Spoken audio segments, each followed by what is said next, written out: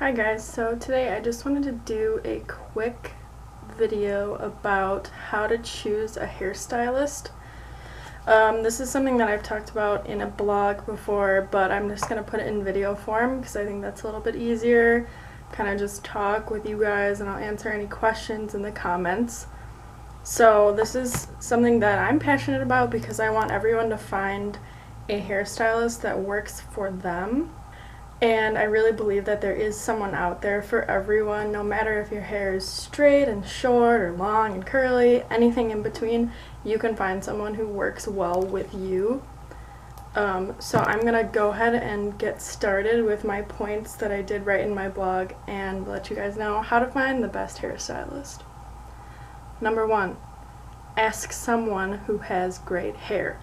To me, this is the absolute best way to find someone who is a great hairstylist. Is just you're walking on the street and you see someone who has a fabulous head of hair, say, hey, where do you get your hair done? Who does that for you? Get a card from them if you can, get a name, and then that will be your clue, because if you can see someone's hair right in front of you, you see that stylist's work and you know that they're going to be legit because you can see exactly what they did. And ask that person, how are they? Do you like them? Are you happy with their service? So that's a really good thing to do.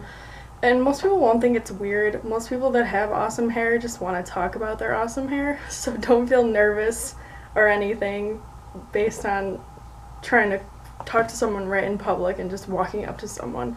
Don't be scared. They're probably going to want to talk to you too if you're friendly. Alright, I had to put on some lipstick for this video, the rest of it.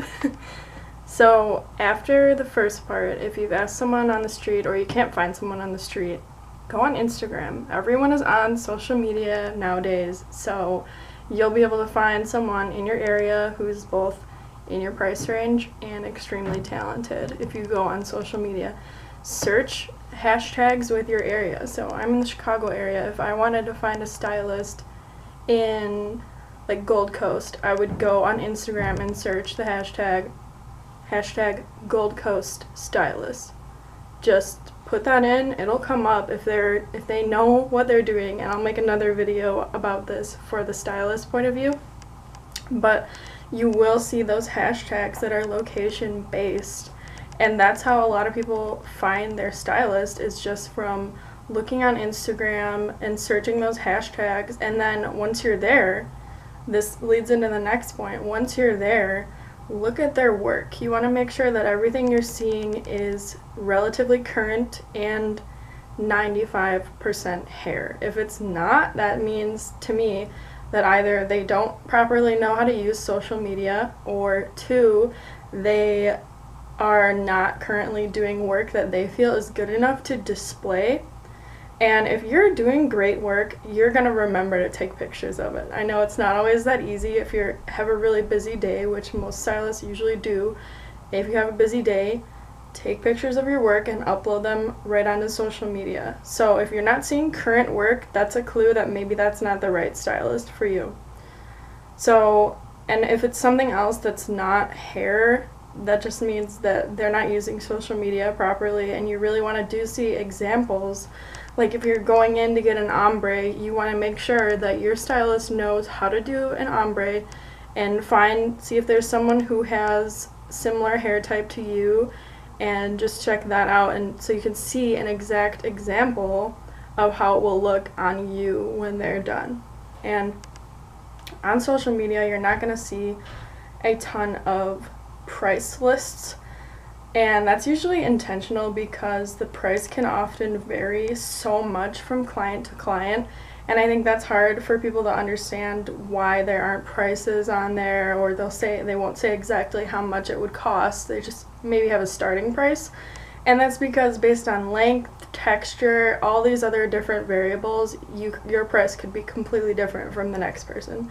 So the best thing to do, which leads into the next point, is go in for a consultation. Most stylists will not charge you for this. If they do, I don't know why you would pay for just a 15-minute consultation. They should be able to book you for that for free, complimentary, and just to have you come in and they can look at your hair, you can talk about what you want done and your end goal. And once they have that in mind, they can probably give you a price quote so you know how much, if you need to save up or if you want to get it done really soon, just so you have an idea of how much it's going to cost you, and make sure that you get along with them. Because each appointment, you're going to be spending at least half an hour if you're getting a haircut to probably an hour and a half for a typical appointment. You really want to make sure that you get along with that person. If you don't like each other, you're both going to be miserable sitting there when they're doing their hair, and it's not going to be a fun experience for you. So make sure that your personalities match and that they remain professional during the consultation. So the next step would be booking your appointment. Depending on how busy your stylist is, you might not be able to immediately book right after your consultation, but you're going to want to say, hey, can I pre-book my first appointment? And they'll say, okay, sure, you can do this for next week or maybe 3 weeks from now if they're really busy.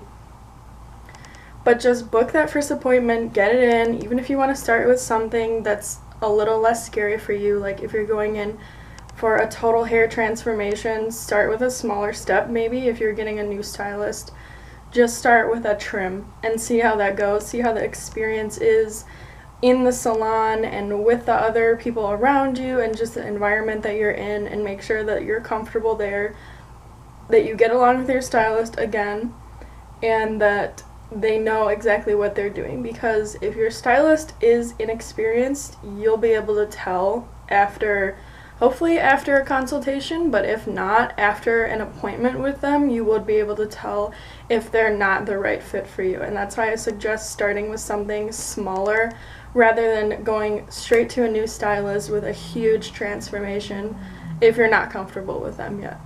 But again, that's up to you guys. If you want to go ahead and start with a giant transformation, that's totally fine. Like if you've looked on their Instagram or their Facebook page and you see a bunch of overhaul transformations, like guy tang levels of transformations, go for it, because that stylist probably knows exactly what they're doing and they're not going to have a problem with your hair at all. So those are my tips for finding a hairstylist that works for you. Let me know if you guys use any of these tips, or if you liked this video, give me a thumbs up or subscribe, whatever. And if you comment any questions, I will answer for you guys, because I have such a small subscriber count now that I'm going to try and answer everything. So let me know if you guys like this video or if it was helpful to you. Thanks for watching.